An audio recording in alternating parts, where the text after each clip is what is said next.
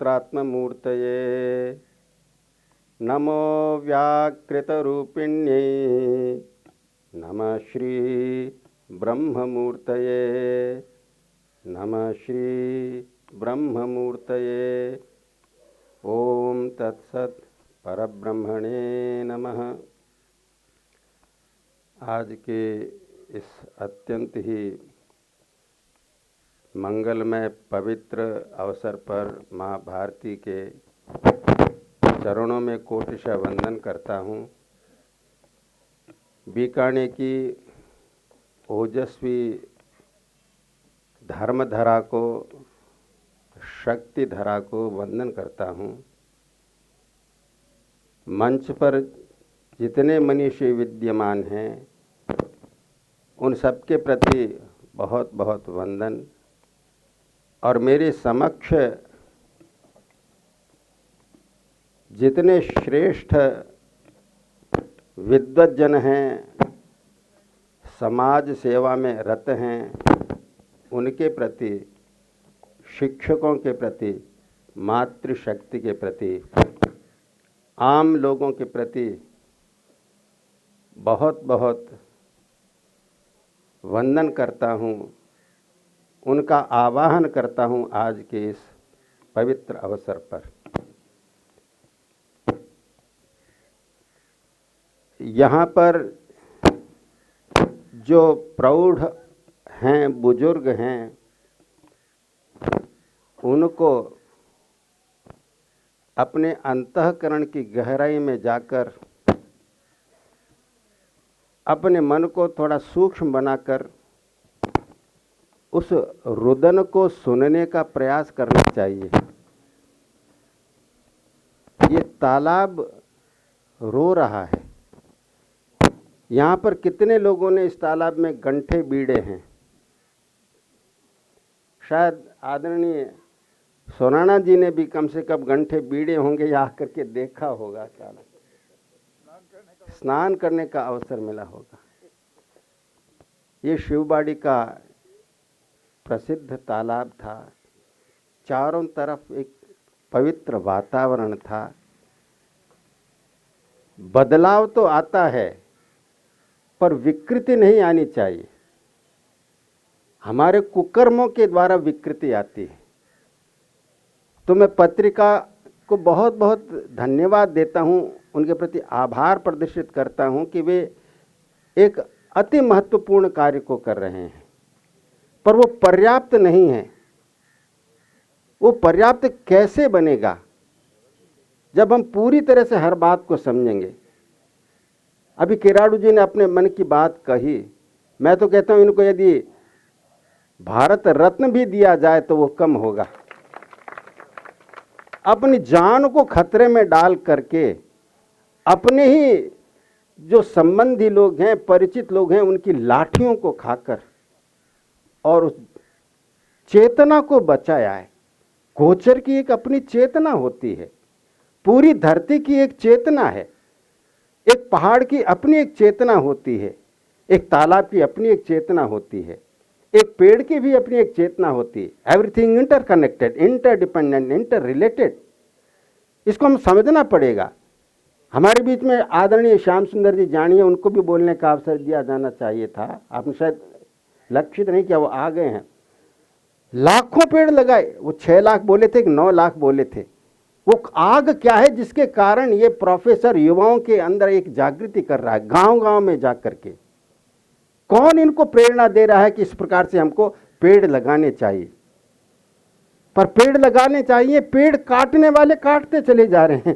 किरण जी ने ठीक कहा, लगा दिया, उसको काटने वाले भी तैयार है। हाँ ठीक है, मजा है, आप पेड़ लगाओ, हम काटेंगे। जंगल के जंगल कट रहे, प्रति मिनट कितने हेक्टेयर जंगल हैं वो काट दिए जाते। कारण क्या है? कौन राक्षस हमारे अंदर बैठा हुआ है? पहाड़ों को काट रहे हैं, धरती को खोद रहे हैं, नदियों को नष्ट कर रहे हैं, तालाबों को नष्ट कर रहे हैं। अमेरिका में एक प्रौढ़ महिला कार चलाती जा रही थी। कार में कुछ गड़बड़ी हो गई। तुरंत उसने संपर्क किया और मिस्त्री को बुलाया। उसने आकर के इधर उधर बहुत देखा, क्या गड़बड़ी इसका पता लगाने के लिए काफ़ी देर तक माथा पच्ची करने के बाद में उसने एक जगह पर एक हथौड़ी की चोट मारी और कहा कि अब चलाओ कार को, और कार चलना शुरू हो गई। कि कितने रुपए? कि $100। कितना कीमत देने? कि $100। अरे एक चोट लगाई इसकी $100, एक हथौड़ी तो मारी है उसके $100।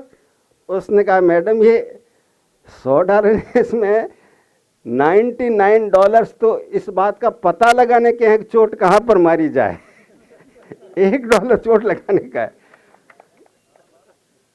अब उसने एक जगह चोट लगाई या 2 जगह चोट लगाई, पर हमारे पर एक खोपड़ी में चोट की जरूरत है, एक हृदय में चोट की जरूरत है लगाने की। बार बार कहते हूं कॉन्सेप्चुअल क्लैरिटी अटरली लैकिंग। कुछ पता नहीं विकास किसको कहते हैं। भारतीय संस्कृति का जीवन दर्शन क्या है, जगत दर्शन क्या है, आत्मदर्शन क्या है, विश्व दर्शन क्या है, ईश्वर दर्शन क्या है। मुझे बड़ा खेद होता है जब कोई श्रेष्ठ पुरुष ईश्वर के अस्तित्व को नकारता है। न जाने वो किस ईश्वर के अस्तित्व को नकारता है। शास्त्र के पास जाना चाहिए, प्रमाणों को ढूंढना चाहिए, एक श्रेष्ठ वैज्ञानिक बनकर के इस पर चिंतन करना चाहिए। श्रेष्ठ व्यक्ति गलत विचारधारा का प्रचार प्रसार करता है, कितने युवा होते हैं दिग्भ्रमित हो जाते हैं। इसलिए we are all immersed in an ocean of bliss, we are all immersed in ocean of consciousness, in ocean of love, in ocean of beauty.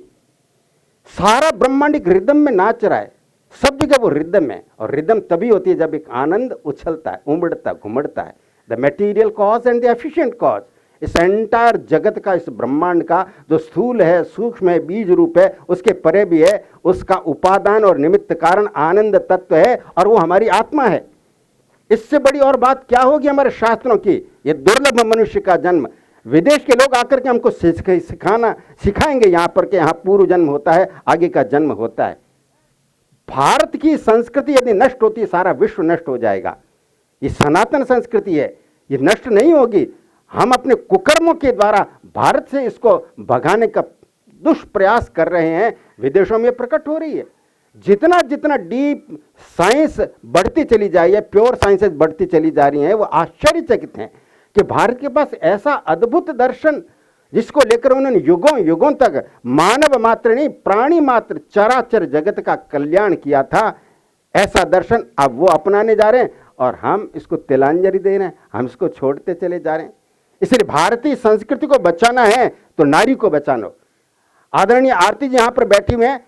कन्या भ्रूण हत्या क्यों हो रही है? आप पेड़ लगाते चले जाएं, गर्भपात हो रहा है, भ्रूण हत्याएं हो रही है, कन्या भ्रूण हत्याएं हो रही है।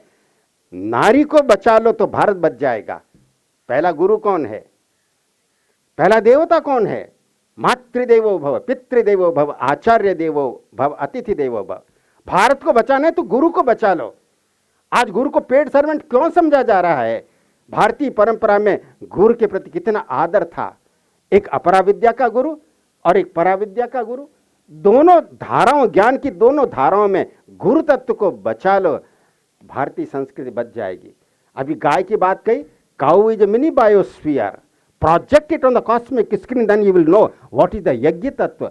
सबको जोड़ कर रखने वाला, कृषि तंत्र ऋषि तंत्र दोनों को स्वस्थ बनाने वाला, दोनों को जोड़ कर रखने वाला, दोनों को ऊर्जित करने वाला।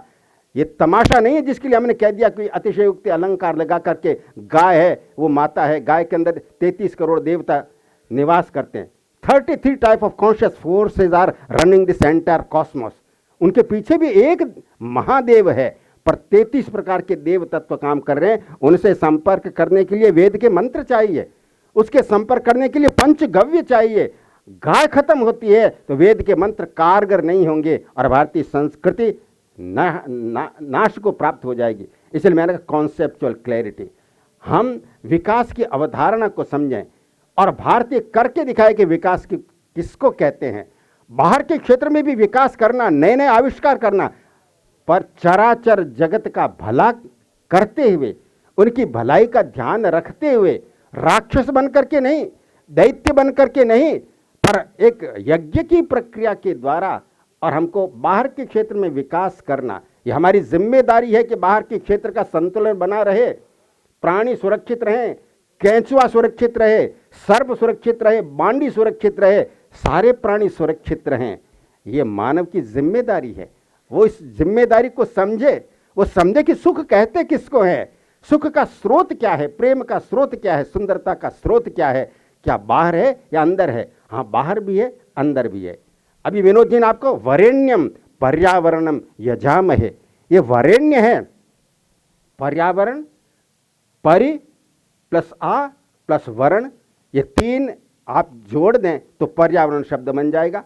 परि माने चारों तरफ से, जिसको चारों तरफ चहारदीवारी हो जाती है, चारों तरफ से परि। आ माने सारे डायमेंशन को लेकर समानता, सब प्रकार से जो हमारा वर्ण करता है, हमको चुन लेता है, चलो मैं इसको मानव का जन्म देता हूं। ये ईश्वर संकल्प करता है, मनुष्य का जन्म हमको दिया। क्या हमको गर्व होता है कि हमारा जन्म भारत में हुआ है, या हम ये गर्व करना चाहते हैं कि हमारा जन्म अमेरिका में हुआ होता तो ज्यादा अच्छा था। हम भारत को समझते नहीं है। हमारा स्वाभिमान पता नहीं कैसे मर गया।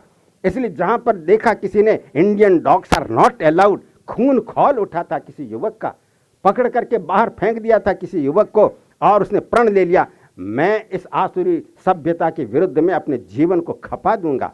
हम गांधी को भूल गए, भगत सिंह को भूल गए, चंद्रशेखर आजाद को भूल गए, सुभाष चंद्र को हम भूल गए, सब भूलते ही चले जा रहे हैं राक्षस बनकर। मेरा कैरियर, मेरा कैरियर, मेरा कैरियर, समझते ही नहीं है। अरे तुम्हारा दायित्व है देश के प्रति, माता पिता के प्रति, समाज के प्रति, प्राणी मातृ के प्रति, जिन 5 ऋणों का मैंने उल्लेख किया है, आप इस पर थोड़ा मनन करना। इसलिए ये तो एक शुरुआत है, इसके थोड़ा सा हल्का सा अंग है। मैं किसी व्यक्ति के चंदन अक्षर लगाऊं और खाने के लिए चॉकलेट उसको दे दूं और पीछे से उसका मांस नोचता चला जाऊं, क्या इसको उसकी सेवा कहेंगे? हम पर्यावरण को क्षत विक्षत करते चले जा रहे हैं, और फिर थोड़ा पेड़ लगा दिया, इतने से क्या होगा? बहुत कुछ करना होगा, प्रारंभ अपने से करना होगा। मुझे हरीश वादानी की वे पंक्तियां बार बार याद हैं, चौराहे पर प्रश्न चिन्ह सी खड़ी भीड़ को अर्थ भरी आवाज लगाकर दिशा दिखाओ तो जानू, पहले अपने ही आंगन से आग उठाओ तो जानू। अपने आंगन से आग तो उठाएं, जैसे इन्होंने उठाई, जैसे श्याम सुंदर जी जानी ने उठाई है। और कितने लोग हैं जो अपने करियर के लिए नहीं, लोक मंगल के लिए, चराचर जगत के कल्याण के लिए, ईश्वर की प्रसन्नता के लिए, और ईश्वर टकटकी लगाकर हमको देख रहा है। हमने ईश्वर को तमाशा बना दिया है, मंदिर में ले जाकर के बैठ दिया है। जो हमारी धमनियों में प्रवाहित है, जो कण कण में है, सब जगह, वो सत्ता स्वरूप है, वो चैतन्य स्वरूप है, वो आनंद स्वरूप है। हम समझते नहीं, तमाशा बना दिया है। और बस साड़ी बढ़ाई, साड़ी बढ़ाई, साड़ी बढ़ाई। क्या साड़ी बढ़ाई? अरे साड़ी बढ़ा करके किसी की लाज रखी जाती है कि मदद की जाती है, और उस दुष्ट दुशासन के हाथ में लकवा मार देते, उसको मार देते वहीं पर। और वो छत्राणी को क्या हो गया था, कैसे उसने अपने हाथ लगाने दिया? उस समय कटार निकालते या एक कराटे का वार करते और दुशासन लटपटा कर गिर जाता, तब समझते उस समाज के अंदर नारी के प्रति क्या दृष्टि की जा रही है, उसका लालन पालन कैसे हो रहा है। इसलिए बंधुओं, एक पूरा जीवन दर्शन अपने नोटबुक बना करके उसमें लिखना चाहिए, और हम प्रतिपल स्वार्थ छोड़कर और निरहंकार होकर, थोड़ा ध्यान दे दीजिए, स्वार्थ तो कई लोग छोड़ देते हैं, थोड़ी यश की लिप्सा रखते हैं, उसको भी छोड़ दे, पर साथ में कुछ आई एम द डूअर, मैं करने वाला हूं, इसको रखते हैं, इसको भी छोड़ दे। और भारतीय संस्कृति यही तो सिखाती है। आज भी गांव में चले जाएं, कभी नहीं कहते कि ये मेरा लड़का है, भगवान का दिया हुआ है। ये घर किसका है? कि माता पिता का, भगवान का दिया, उनके पुण्य प्रताप से ये कुछ हो रहा है। कभी कभी जीत कहीं मिलती है, कहीं पहलवान को कभी नहीं कहता, ऐसे हाथ उठाकर नहीं करता है ये मैं जीता हूं, अरे गुरु महाराज की लंगोटी धोई है इसलिए मैं ये जीत पाया हूं। माता पिता ने शरीर दिया है, सबने सहयोग दिया है। False and fictitious notion of separatedness, I am the doer, I am the enjoy, ये जीव भाव मिथ्या है। इसको ट्रांसेंड करने के लिए हमारी संस्कृति कटिबद्ध है। आप श्रेष्ठ खिलाड़ी बनना चाहते हैं, आपको देह इंद्रिय अंतःकरण को ट्रांसेंड करना पड़ेगा, इंट्यूशन के लेवल में जाना पड़ेगा। आप श्रेष्ठ वैज्ञानिक बनना चाहते हैं, श्रेष्ठ डॉक्टर बनना चाहते हैं, हर क्षेत्र में आपको देह इंद्रिय अंतःकरण संघात के पार जाना पड़ेगा। उसके लिए जीवन का एक दर्शन चाहिए, जीवन की एक शैली चाहिए। आप में से कितने लोग ब्रह्म मुहूर्त में उठते हैं? क्यों नहीं उठते ब्रह्म मुहूर्त के अंदर? क्या राक्षस हैं जो ब्रह्म मुहूर्त में नहीं उठते हैं? हाँ, राक्षस लोग हैं, निशाचर हैं, रात भर जगते हैं, बाद में सोते हैं। इसलिए दिनचर्या को ठीक करना, खान पान को ठीक करना, प्रतिदिन उठकर माता पिता के चरणों में सिर लगा के नमस्कार करना। अभिवादन शीलस्य नित्यम वृद्धोपसेविनः चत्वारि तस्य वर्धन्ते आयुर्विद्या यशोबलम। ऐसे अपनी दृष्टि को ठीक करना। क्या कभी आपने पेड़ को जल देख करके उससे बात की है? क्या उस पर कोई आप क्रियावर कर रहे हैं कि बापड़ो और पेड़ मुँह ने पानी दूं, ऐसा सोचते हैं? या मेरे को ये अवसर मिल रहा, पेड़ हंसेगा, धरती हंसेगी, पत्तियां हिलेंगी, फूल उसके अंदर हंसेंगे, विशेष खुशबू उसके निकालेंगे। श्याम सुंदर जी जाने यहाँ पर बताते कैसे उनकी संभवतः उन्होंने माता जी का उदाहरण दिया था। कहा कि उनका कोई बीमारी ठीक नहीं हो रही थी, उन्होंने कहा कि पेड़ पौधों को पानी दो और फिर आराम से उनके पास में बैठ जाओ, प्रार्थना करो, उनकी बीमारी समाप्त हो गई। हर पेड़ की अपनी एक विशेष स्पंदन होता है। वटवृक्ष अलग, पीपल अलग, खेजड़ी अलग, बिल्वपत्र अलग। ऋषियों को सब मालूम था, सब कुछ इंटरकनेक्टेड है, पर सबकी एक निजता है, सबका एक व्यक्तित्व है। वटवृक्ष के नीचे शिव मंत्र का जप करोगे बहुत जल्दी सिद्ध होगा। पीपल के नीचे आप विष्णु संबंधी, विष्णु परिवार के मंत्रों को जप करेंगे बहुत जल्दी सिद्ध होगा। खेजड़ी के नीचे और बिल्व के नीचे आप देवी के मंत्रों का जप करेंगे बहुत जल्दी सिद्ध होगा। इसलिए ऋषियों को सब पता था, उसके अनुसार उन्होंने जीवन का दर्शन दिया। इसलिए बंधु, आज के उस अवसर पर मैं उन सब लोगों के प्रति ये आह्वान करूंगा कि वे अपने जीवन दर्शन को ठीक करके ये जो